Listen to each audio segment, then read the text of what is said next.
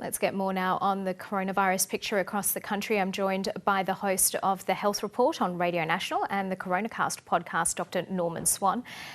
Norman Swan, how useful is the four-stage plan the Prime Minister announced last week?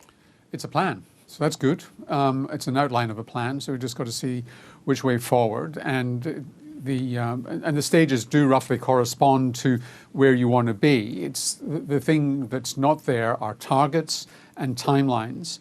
And there's probably a little bit of an unnecessary delay for modelling, because I think that most modellers who have looked at this have come up with the same sort of conclusion, including Gladys Berejiklian in New South Wales, that about 80% is where you need to be. Although if you look at Singapore, they've got to our equivalent of stage 2 round about now. And at a rate where about 60% of people have got first doses and about 40% got second doses.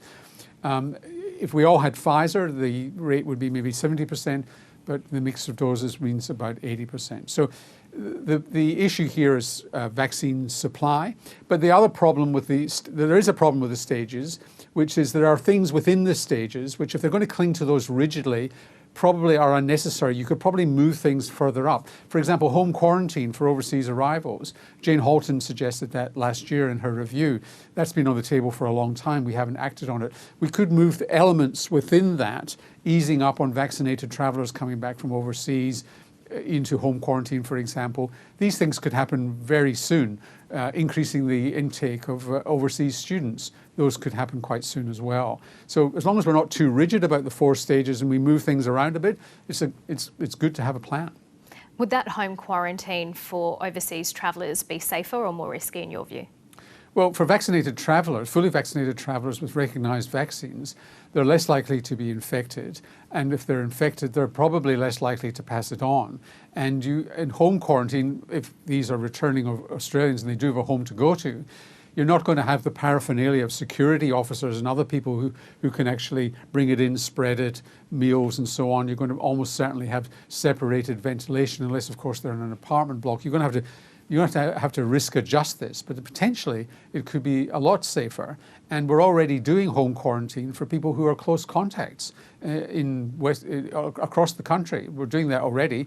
Why can't we do it for people coming from overseas? We've seen more cases today at that aged care centre in Sydney, where the majority of workers are still not vaccinated. Why is that?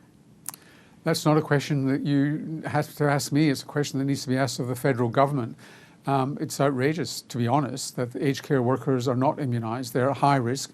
There's a myth about that it's visitors who bring infections into aged care facilities. It's not, it's staff. That's not a fault of staff, but it's staff who bring it in. And if they're fully vaccinated, they're less likely to bring infections in, and that they are protected themselves.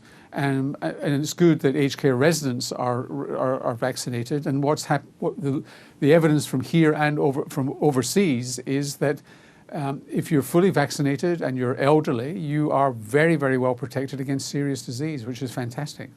Do you think the lockdown will lift in Greater Sydney on Friday? If they'd continued yesterday's trend, yesterday wasn't a trend, it was just a single report of 16 cases, most of whom were in isolation. Today's was really worrying, and I think it's going to be very difficult for them to lift restrictions on Friday if it goes on like that.